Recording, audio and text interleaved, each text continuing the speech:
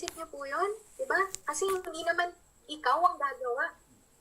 Hindi tao ang gagawa. Sinong gagawa? Si Lord. Diba? Hindi ikaw. Hindi lang, hindi ka naman dependent sa sariling, mo lang naman, sa sariling galing mo. Diba? Pero yun kasi yung sabi. Kailangan nagkakasundo, kailangan agree lahat. Alright? Yan. And ito, in-apply natin yun. Diba? Unti-unti pong lumalaki ang Team G. And it's part of Team I Am The One, Team Dauntless. Okay? Naalala nyo po kanina, ako kunyari, ikaw na ulit to, Ito na yung future mo. Naalala mo kanina, nagpapapicture lang si Mentor Glenn sa LPC. na mga shipments ng iba, pero hindi sa kanya. Pero right now, every time na pupunta ako sa office, lahat ng hinahakot ko doon, production ng Team G. Okay? Ibang klase, Kailangan lang pala, i-observe mo talaga yung mga tips na yun. And ito yung before. Naalala niyo po, So, nagpapapicture lang ako dun sa dalawang yan na talagang pag na-awardan sila, Pero right now, kasama ka na rin. Diba? So, hindi lang attraction kasi yung nangyari. Diba? Sabi nga ni Mentor Glenn kanina, kailangan may massive actions din. And kailangan solid ka. Okay? Kailangan solid ka. So, hindi na lang sila yung na-awardan, syempre ikaw din. Diba? And, ito, last year, consistent tayo na nasa top 20 ng Team Blast. And alam nyo naman po, ang Team Blast is the biggest team in I Am Worldwide. So, sobrang nakaka-proud na lagi mapasama dyan, sa mga achievers na yan. Okay? And aside from that, so parang indication to na tipong nag-start ka from zero knowledge, pero since in-observe mo lahat ng mga kailangan gawin, diba, yung mga kailangan gawin and all, yan yung mga nagiging results. Okay? So, hindi malayo na ikaw, kahit sobrang bago mo, hindi ko sure kung sino yung bago dito or medyo matagal na dito. Regardless, okay? Hindi malayo yan, na maging isa ka rin sa mga top achievers ng company. Diba? Dito nga si Mentor Janet, diba? So, kopyahin mo lang din talaga kung paano sila gumawa sa negosyo. And of course, dito ko rin po nakuha yung first million ko. Yes, credits and congratulations to the whole team kasi hindi ka naman mag-milyon kung walang mga taong kumita rin under your organization. Maniwala ka, okay? Yung mga pinapakita ng mga achievements sa mga mentors, it's not only for their selves. Okay? Kasama lagi yan, kaakibat lagi yan ng mga taong kumita rin under sa organization. Okay? And sabi nga, ni Mentor Shona kanina, yes, yung Daytona Car Achiever in just 18 months. Sabi, kailangan lang pala maging solid.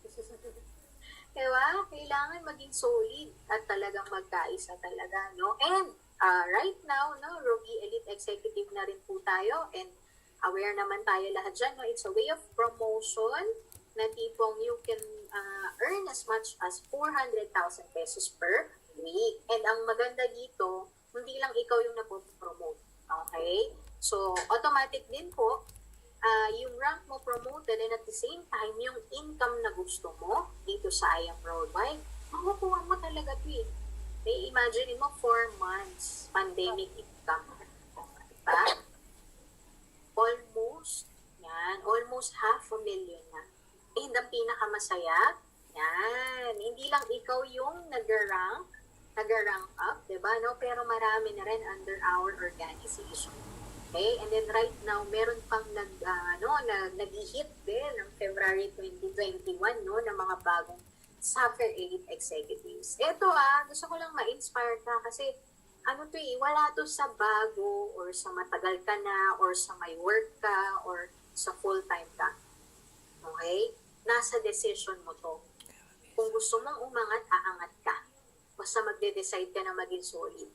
Diba? Number 1 pa lang self-discipline pa lang Diba? If gusto mong mag-suffer, magsasuffer maniwala ka sa akin. Basta kailangan mo lang mag-commit talaga kay mentor mo. Yan. Kasi ito si Saiza Ara, full-time nurse yan, frontliner sa St. Luke's. Pero nag-sapphire. Ito, si Ate Lani, full-time din pong employee yan sa recruitment firm. Ito, Mark Jeff Tabayoyo, full-time din po yan, OFW sa Almaray sa Saudi. Diba? Itong mag-asawang to, ito yung lalaki ang full-time, yung babae kaka-resign lang. Okay? Pero ang point, diba, nag-sapphire. Ito, OFW rin po yan sa Saudi, si Kuya Sheridan. And then yung asawa niya is yung nandito sa Pinas. Okay? Nag-sapphire. Pero grabe to. Sobrang bago pa lang yan. Diba?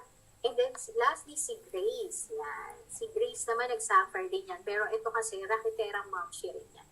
Pero, in short, from all walks of life naman yung mga yan. And karamihan dyan, isa lang. Actually, si Mark Jeff lang yung merong experience sa networking dyan. Diba, no? Pero the rest, zero knowledge din. Pero nagawang umangat. Diba, no? Kasi nakipag-sanib puwersa sa mentor eh. Diba? Ibang klase talaga yung nagagawa ng pagkasolid mo as a team. Diba? And, ayan, aside from that, of course, hindi lang din kami, pero ang dami na po sa team. Actually, hindi ko na na-add yun, diba, no? Ang dami na sa team na sobrang kumita ng multiple Give Me 5, Just For You, diba, no? Yung mga may weekly na income, diba? Diba? Gusto mo yung mabibuild mo rin na team, ganyan din. Yung tipong hindi lang naman ikaw yung umaangat, hindi lang ikaw yung nare-recognize, pero pati sila. Okay? And, ito, I'll end with this, no? Mga mentors, so sabi sa Deuteronomy 14:2, yan, you have been set apart and chosen for His purpose. Yan.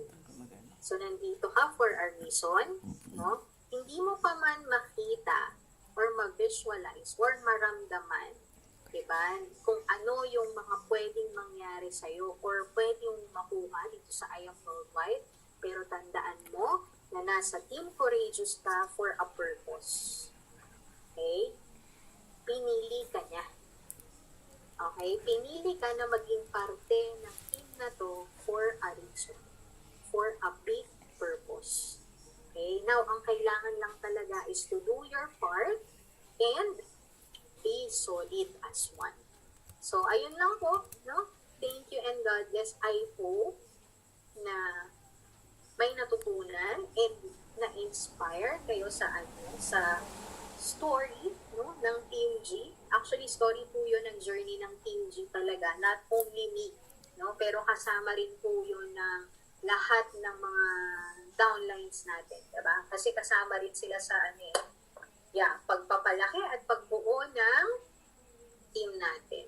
And of course, no, nakikita nyo rin naman po yung performance ng Team I Am The One, diba, no?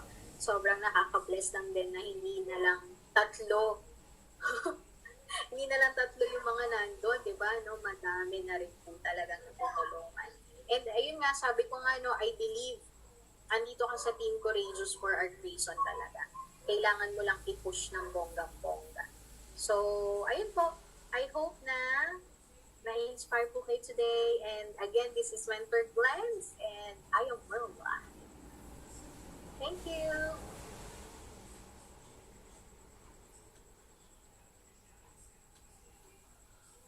Ayan. So, thank you very much, Mentor Glenda. Ayan, nakaka-inspire. At saka, hindi lang yon, nakaka-inspire at saka tamado. Tamado. Ako personally natamaan, no? Natamaan talaga. Talagang kailangan self-discipline. Ayun, grabe, pinaka-importante. Diba? Kasi kung walang self-discipline, no, hindi tayo matututo, hindi tayo, alam mo yun, hindi tayo mag-grow. No, personally. Ayan. Mentor, meron po tayong culture. Ayan, dito sa Team Courageous. Ayan. Ayan, pagpe-pray ka po namin. Ayan, tawagin ko si Mentor Engineer Onyx. Ayan, para mag-pray para kay Mentor Glenda. Hello mentors and hello Team Courageous, lalo na po kay Mentor Glenda. Ito po ipapagdasal ka po namin para po galing po sa team po namin. Let us pray together for Mentor Glenda. Father God, maraming salamat ulit sa napakagandang message na naman po na natutunan namin ngayong gabi. Salamat Lord kay Mentor Glenda at ginamit niyo po siyang instrumento para sa buong team ng Team Courageous. Sobrang ganda po ng sharings niya sa mga experiences and struggles habang ginagawa niya po yung business at sa mga magagandang message niya na binibigay po sa amin. Sana Lord, patuloy niyo po siyang bigyan ng good health at tuloy-tuloy na blessings at para din po sa buong team niya. At sana Lord, may apply po namin lahat ng narinig namin, lalo na po